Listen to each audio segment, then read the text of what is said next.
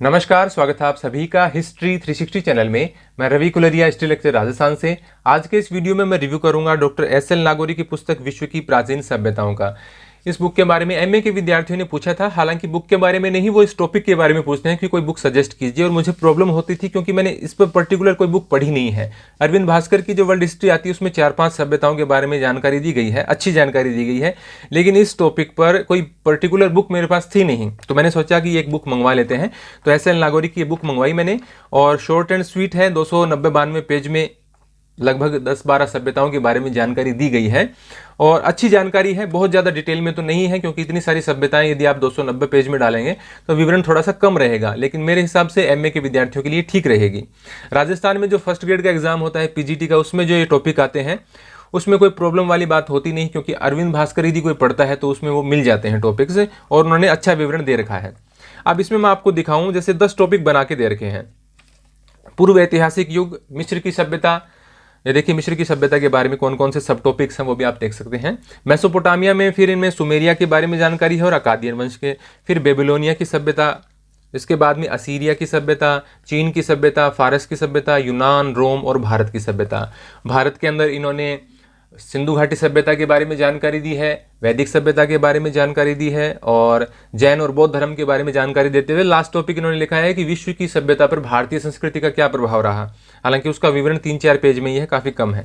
तो देखिए मिस्र की सभ्यता की यहाँ पर जानकारी दे रखी है। बहुत ज्यादा डिटेल तो नहीं है, लेकिन मेरे हिसाब से पर्याप्त जानकारी है। आप खुद भी अनुमान लगा सकते हैं कि इतनी सभ्यताओं को अंडर 300 पेज में लिखा जाएगा तो कितना विवरण दिया जा सकता है।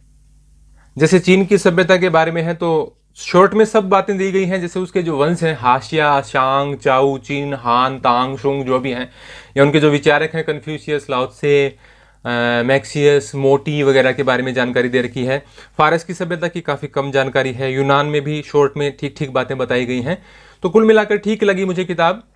हालांकि कोई प्रॉब्लम वाली बात नहीं है, बस मुझे तो ज़्यादा डिटेल में पढ़ता हूँ इसलिए विवरण कम लगा थोड़ा सा, लेकिन 290-92 के करीब पेज है।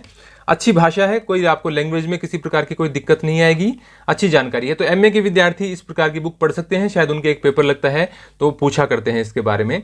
तो मैं ये बता देता हूँ कि आपको ये ठीक है किताब। एमआरपी की बात करें तो 275 इसका एमआरपी है, और ऑफलाइन यदि आपको कहीं मिल पाए तो सस्ती मिल जाएगी शायद, लेकिन मिलनी मुश्किल हो जाती है इस प्रकार की किताबें। लेकिन ऑनलाइन आपको मंगाएंगे तो अमेजन वाले तो 275 ही चार्ज कर रहे हैं पूरा। हालांकि जो प्राइम मेंबर्स हैं उनके लिए डिलीवरी चार्जेस फ्री हैं। तो मैं इसका डिस्क्रिप्शन में और कमेंट बॉक्स में लिंक डाल दूंगा, यदि आप वहां से लेना चाहते हैं तो आप खरीद सकते हैं। इसके अलावा ऑफलाइन यदि आपको मिल जाए तो शायद आपके 50 के करीब रुपए बच जाएंगे। मेरी राय में एमए के विद्यार्थियों के लिए ठीक बुक है। इस टॉपिक पर ज्यादा बुक्स आती नहीं है। एक शंभू कुमार महतो की किताब है विश्व की प्राचीन सभ्यताओं के बारे में, शायद कभी वो भी मैं मंगवा पाऊं तो उसका भी मैं रिव्यू कर दूंगा। वो भी ज्यादा डिटेल में नहीं है। इसमें 290-92 पेज हैं तो उसमें 315 पेज है, इतना ही फर्क है। तो मुझे नहीं लगता कि उसमें कुछ बहुत ज़्यादा डिटेल होंगी, और इसमें जो मैटर दिया गया है 290 पेज में जितना आ सकता है उसमें मुझे कोई प्रॉब्लम नहीं लगी, मुझे अच्छी लगी ये किताब। तो ये था मेरा रिव्यू डॉक्टर एस.एल. नागौरी की पुस्तक विश्व की प्राचीन सभ्यताओं का। यदि आपके लिए हेल्पफुल रहा है तो आप लाइक और कमेंट जरूर कीजिए। धन्यवाद।